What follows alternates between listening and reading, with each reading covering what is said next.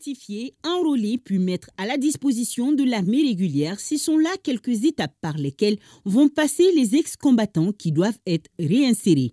Le processus et les critères sont discutés entre le ministre de la Réconciliation, entouré de la haute hiérarchie militaire et les structures relevant de son département. Pour essentiellement parler du processus de DDR qui va être très prochainement lancé, d'échanger avec l'état-major général d'un certain nombre de points, toutes les questions qui ont trait aux questions de quotas, aux questions de critères d'éligibilité, aux questions d'âge, aux questions d'armes. Surtout, il était important pour les deux structures de se mettre d'accord sur le déroulement du processus parce que la finalité, c'est que ce sont les ex-combattants qui seront désarmés et mis à la disposition de l'état-major général.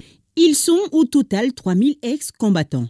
Et pour ce qui concerne le présent échange, il porte sur 2000 d'entre eux qui doivent rejoindre les rangs de l'armée régulière conformément aux instructions du général d'armée Assimi Goïta, président de la transition. Pour le chef d'état-major général des armées, ce recrutement tombera à point nommé et ne ferait qu'agrandir les rangs de l'armée. Nous avons eu à parler des quotas, on a eu à parler des critères de recrutement et puis beaucoup d'autres choses pour que le processus puisse vraiment aller jusqu'au bout.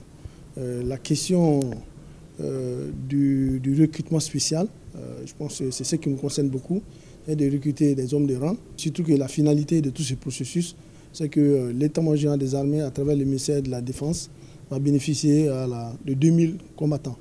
2000 combattants qui viendront s'ajouter à nos effectifs, renforcer nos capacités pour nous permettre vraiment de conduire à bien notre mission. Nous sommes d'accord sur le fait que l'état-major général va accompagner, va être une partie intégrante du processus, sous la conduite du ministre de la Réconciliation, de la Paix et de la Cohésion nationale, avec les deux commissions en charge, en plus d'autres structures qui sont impliquées, d'autres structures étatiques qui seront impliquées dans le processus.